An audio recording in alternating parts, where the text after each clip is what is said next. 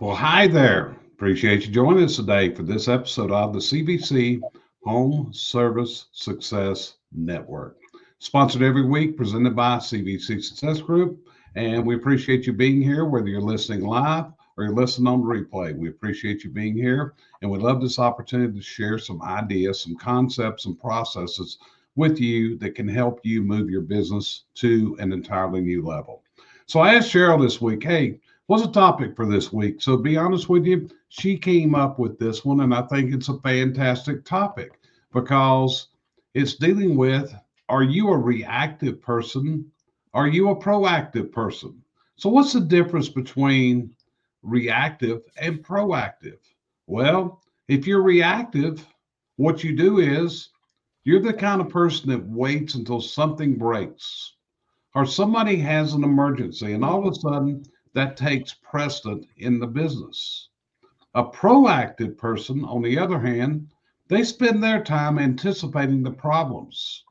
They plan the things to do to prevent downtime, prevent breakdowns, those type of things. They spend their time training their staff, and they really want to prevent issues before they ever happen.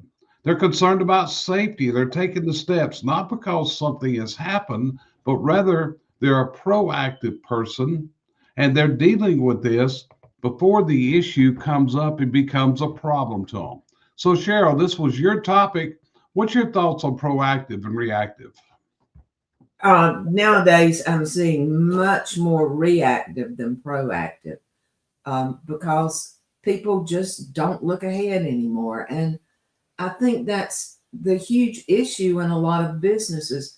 We sit here all day putting out fires instead of setting the business up to manage the situations before they happen, like forward, advertising, getting people to do things before it's broke. That old adage of if they ain't broke, don't fix it doesn't work anymore. So I see it a lot, even with when in the hiring thing. I send somebody an applicant instead of being proactive and going ahead and getting in touch with them. They sit there and hold on to that person until the day they need them and then try to contact them and it's too late. So it's in every facet of everything you do, Josh does, and I do. It shows up in every person that we actually talk to. Yep. So you see people are more reactive than they are proactive to prevent the problems, to anticipate what's going on, to beef up their workforce, to have a second string ready to step into place. Would that be true from what you're just saying? That's exactly what I'm saying. And the thing is, at that point, the good ones already have the job, and all you've got left is what's left. And Yeah. and I So, think that, yeah, Josh. it's interesting you're talking about that. The good ones have jobs. I, I have young teenagers. My neighbor has young teenagers, and I was talking to him last night. There's a job fair in like 2 weeks. It came up in my Facebook feed, and it's from 10 to 1. And his response was, "Who the hell are they going to get that's good from 10 to 1?" Right? The good ones already have jobs. They're not the ones out there at job fairs. And being proactive, getting those people, I just wanted to tie that in, that how are you going about your recruiting, that a job fair in the middle of the day is probably not the best of way. So go about it. Yeah. And I've had a couple clients that have really faced some really hard issues in the last few months because of losing people due to health reasons. Due to health reasons. All of a sudden, a major player can no longer come to work.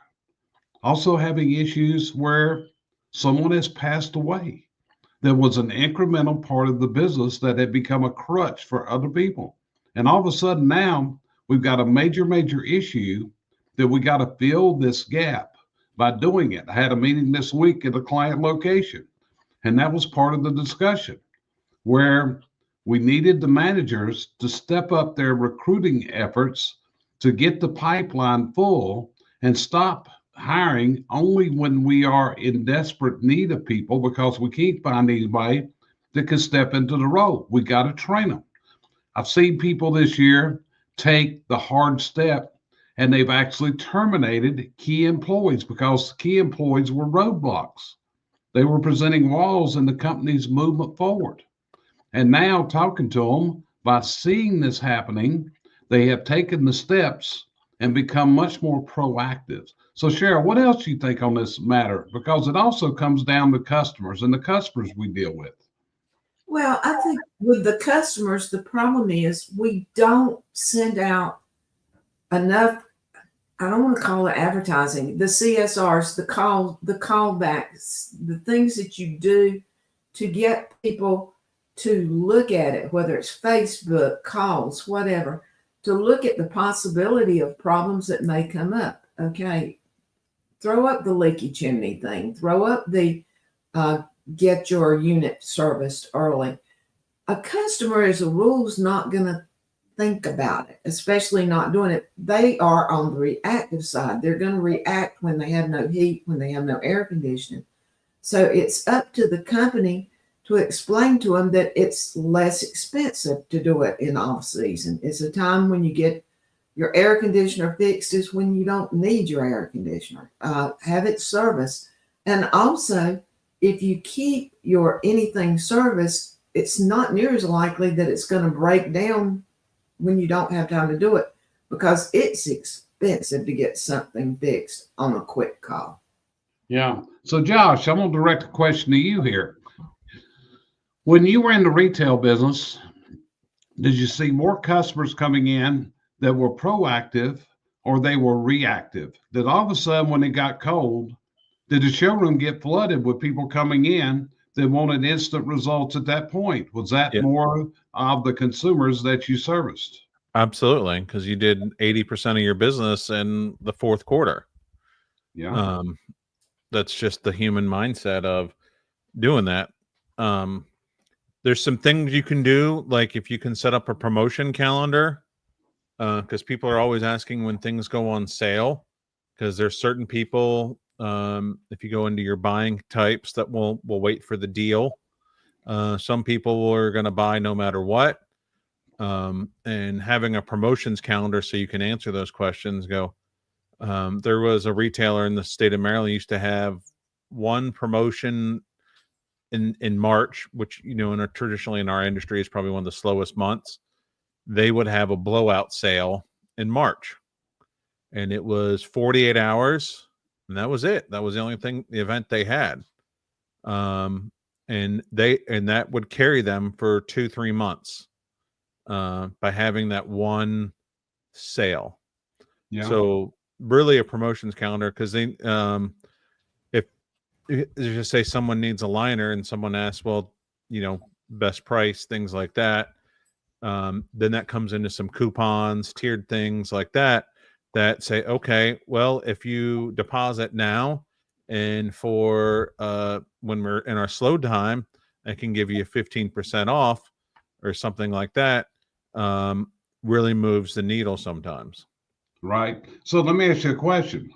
Y'all were really big at one time in the big green eggs. That was a big product. Y'all were a really outgoing.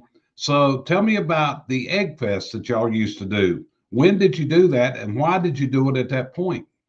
So it started when Big Green Egg first came to market as a promotional way to share about the Big Green Egg experience.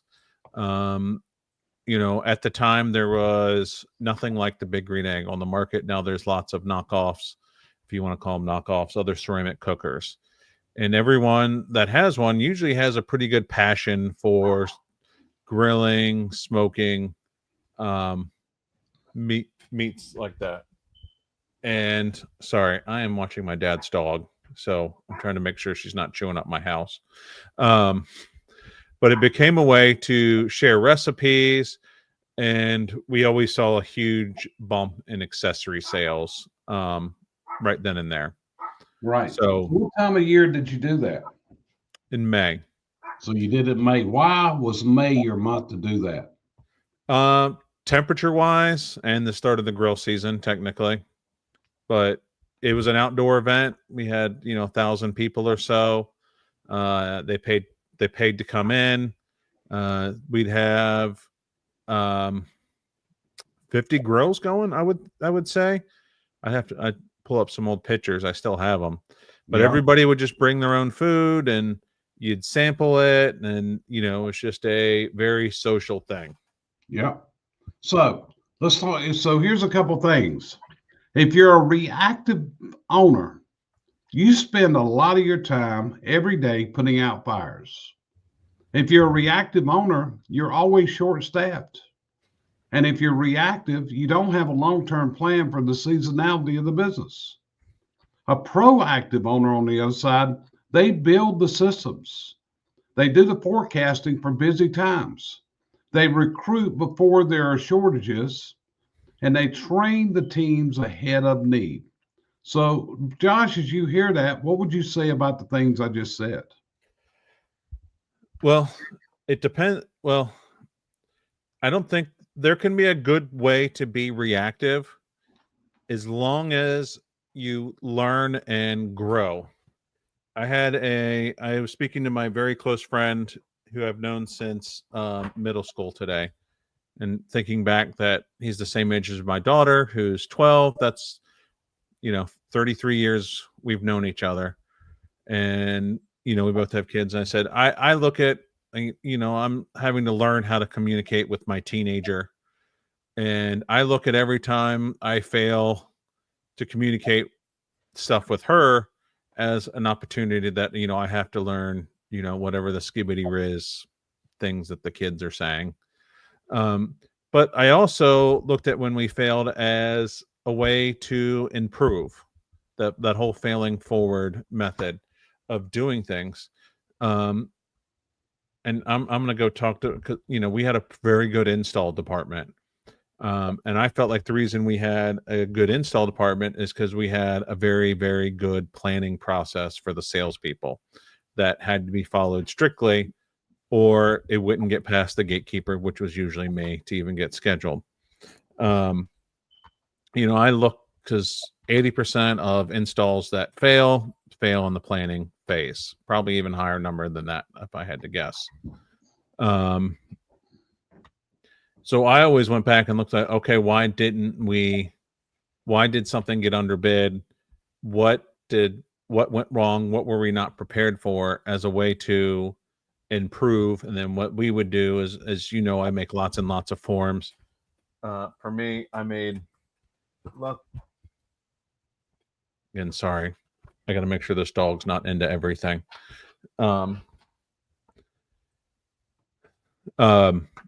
Is I would improve a form, improve a process, improve a written process, a mental note, things like that. There's a reason why we ended up scaling down the number of lines that we had at the store, because it just became, the number of people that can keep that stuff straight in their head. The little nuances between the brands is astounding. Just like, for example, I'm doing some stuff with Valor right now, finding out that the Valors don't come with blowers on them. And in my market, everybody wanted a blower. So if you're used to one brand that always had a blower, and then you go to this brand, and now all of a sudden the blower's off. And having those things, streamlining brands, looking at processes. Well, why are we doing this? What percentage of sales is this really doing this? Is this always a problem for us? Is this a service we shouldn't be offering? Things like that, which, she's cracking on something. I'm sorry. As a way to as a way to improve and essentially increase efficiency and profit after each problem is the way I looked at it.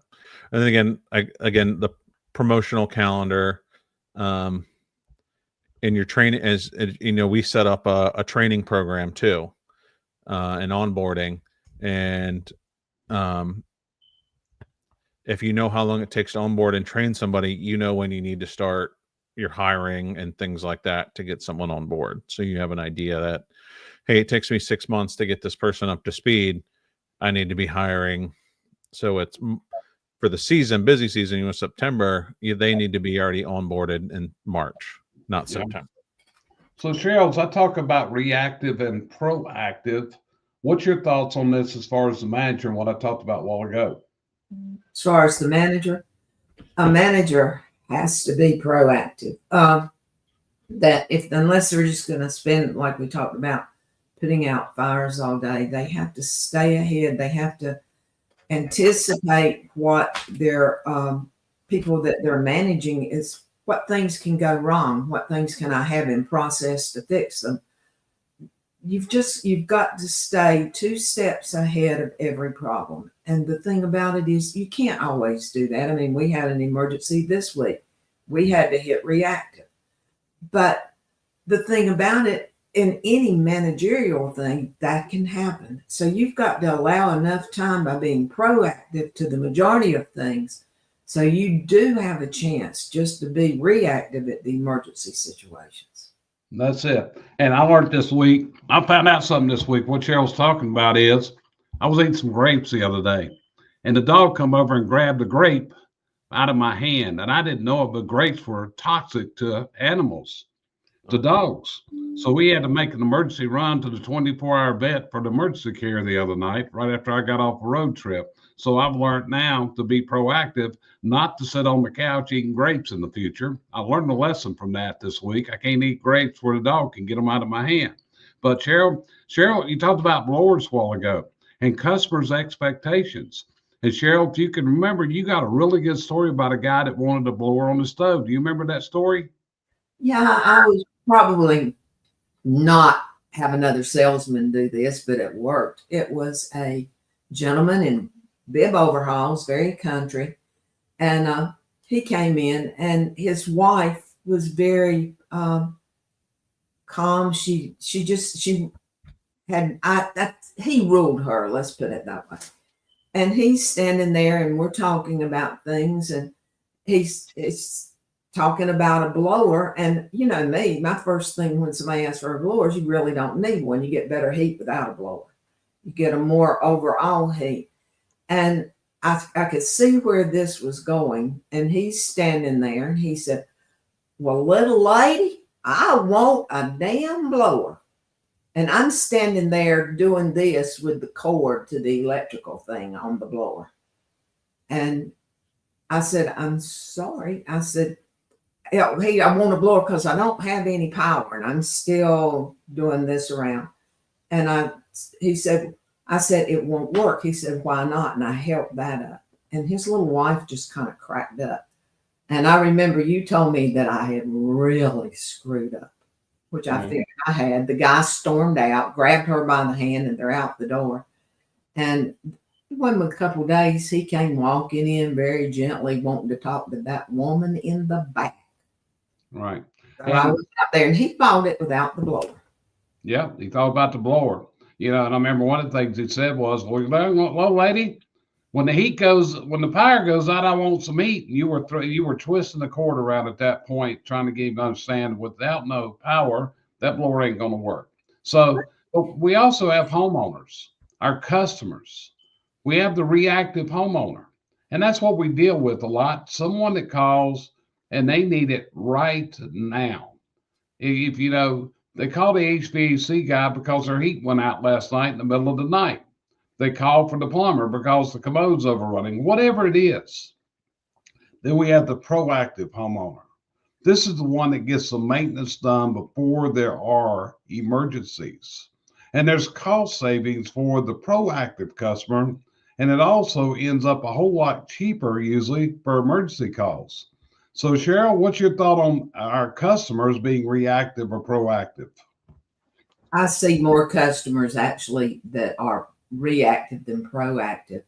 But every now and then, talking to our clients, we've had customers come in and want to take that step prior to. And I'm talking about the ones that weren't contacted. They just there are a few customers out there. I mean, I think all people that live in a house, and I'm talking about any maintenance in the house, they tend more to be a reactive because they don't think about it. And therein, I think it's the company's problem because they're not putting it on Facebook or putting it out anywhere that they can be proactive and that they need to be. I think I fault the customer because we just don't think about it. But I also fault the company for not trying to keep their customers informed. Yeah. So, Josh, same question to you. You probably sold appliances to people, and they would wait till it was cold weather, no matter how many times you contacted, no matter how much postcards, marketing you did, they were going to wait for the first cold day, first cold day. And all of a sudden they call and they want that chimney swept today. Did you ever go through that, brother? The first cold day, everybody was on the phones on that Monday. If you had a cold snap over a weekend, just buckle up, go out, buy everybody Chick-fil-A breakfast, get Dunkin' Donuts coffee for everybody, get a box of Joe, and just the phones are going to ring off the hook. Yep, they are. I was at 400 or 500 phone calls. Yeah, I was at a client location not too long ago, and I asked the new girl there, "Well, how you like it so far?" She said, "I like it because it ain't real busy." I said, "Well, give me a guess what? In just a couple of weeks, that's going to change. That phone's going to be ringing off the hook, and your butt's going to really be answering and talking to people all day long. Are you ready for this?" She looked, and people never believe it what it's like when the cold weather hits. So again, the topic today is: are you proactive or are you reactive as a manager? Are you looking ahead? Are you a fire prevention officer or are you a firefighter? And to run a smart business in today's world, you got to be proactive. You got to look at what the needs are before it's dumped down on top of you. So, Cheryl, anything you want to add to this topic? I just want to push it out to people out there. Yeah, and this is one I want to add this because we saw it a lot of times. People, if their heat was going down towards the end of the winter, it was like they still would not get it fixed or buy a new stove until the beginning of the next winter. So I'd say for everybody out, keep a look at what's going on. Keep an idea of how much you want to pay for it. Yeah, you may be one of those that has enough money to pay full boat, but think reactive or proactively. Don't think reactively. Okay. Josh, anything you want to add to this topic before we sign out for today? Yeah, I think it's important to be both proactive and reactive, but as long as your reactive is you don't do it again, that is, if you're then, to me, that's the most important thing. If you're learning from why you're reacting, and do you have these policies in place? Do you have these procedures in place to keep these things from happening again? And then again, setting up, again, calendars, what's our planning, your budgets, those are all your sale calendars. Those are all things that help you plan out for the rest of the year. That's it, brother. So, hey, we hope this has been an interesting topic for you today. Look in the mirror. Are you proactive or are you reactive? Are you wasting your energy fighting fires? Would you be better served to develop the processes and the systems to prevent the fires from occurring over and over? Because it's going to wear you down. The stress level is just going to build up. And hey, you're going to be able, and your hair is going to be going away and everything else out there. That's what happens. So anyway, we hope this has been an interesting topic for you. Think about it, decide where you want to be, and set your sights on getting the business to the level that you dream of it being. And with that, we appreciate you joining us today for this episode of the CVC Home Service Success Network. And we'll see you on our next episode, whether you're watching live or you're watching on the replay. We really appreciate your support. Feel free to share this out if you see other people that you think this could be an interest for them. And with that, we'll see you next week on the next episode. Have a fantastic week ahead.